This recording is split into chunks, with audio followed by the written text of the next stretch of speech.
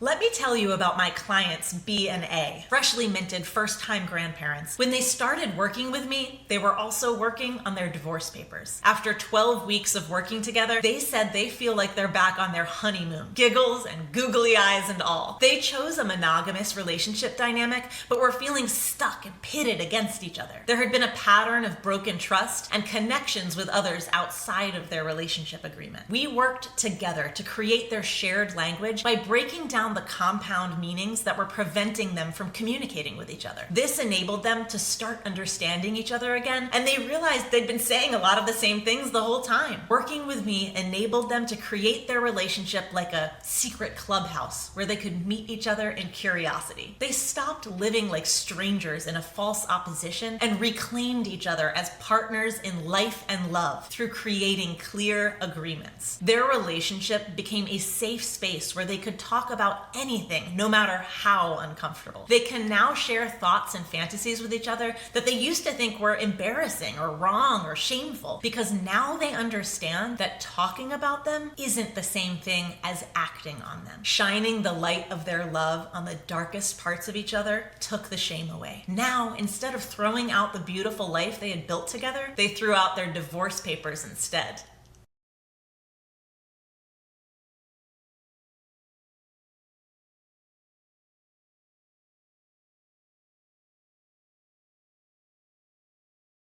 I just want to say a huge thank you for all the content and tools that you've been putting out there into the community. I think it's really valuable because there's not a lot of content out there on this topic, and even though I've been in the non-monogamous lifestyle for probably about 10 years now, it's when I think about the trouble that I could have got in if I'd have had these tools and content available to me, trouble of the good kind, of course. I just wish I'd had them years and years ago, and I'm using them now to have much better conversations with my girlfriend. We're able to use the kind of language that you're teaching us, the terminology you're teaching us, and we're really having much better conversations about how we feel, what our boundaries are, and all those sorts of things. So please do keep up the good work. Thank you very much for everything you're doing.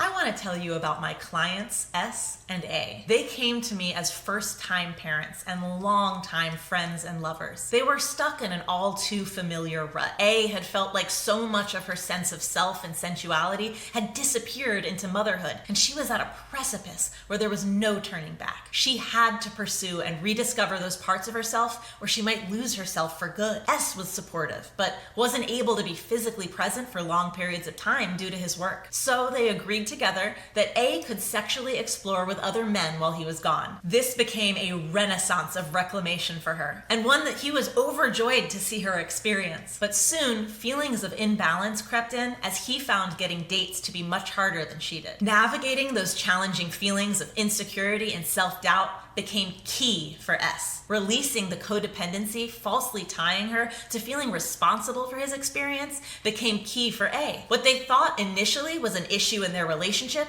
was actually a beautiful opportunity for self-development within themselves. Their individual journeys magnetized them together beyond anything they had ever experienced before. Working separately through the 4 types of romantic jealousy enabled both of them to better understand what they were each experiencing, where it was their own work, and where they could come together for mutual growth. They have since continued opening their relationship to other connections, which have continued to enrich their partnership to this day, opening up new horizons of curiosity, exploration, and a deeper desire for each other, and what's still yet to come.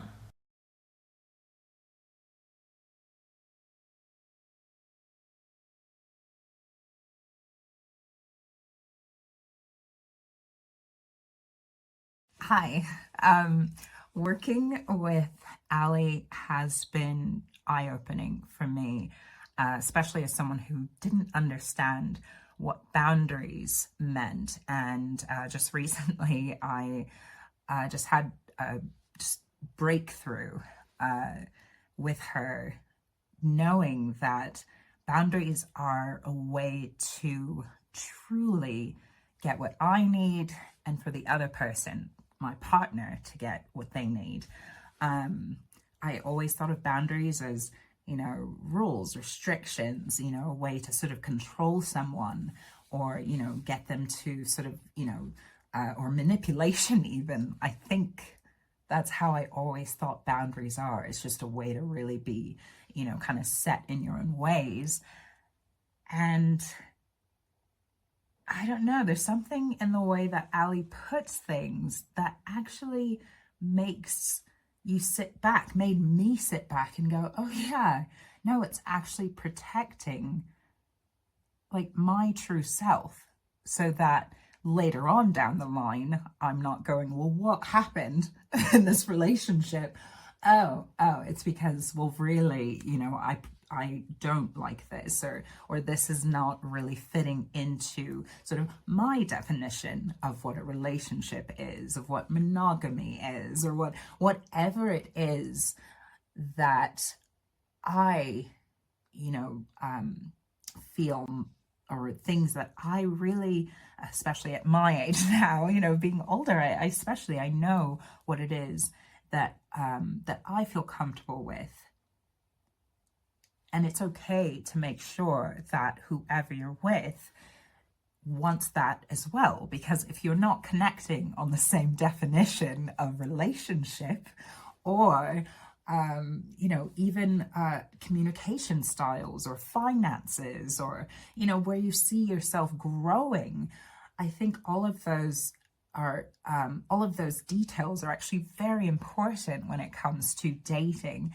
And I never thought about it before. Not really, because I'm someone that, as Ali puts it as well, I'm a free spirit, you know, I'm a free spirit.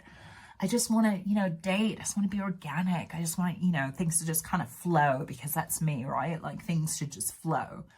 But then I find myself over and over again being in a relationship that I'm not happy in, because we have two very different ideas of what the relationship is, because we never defined it.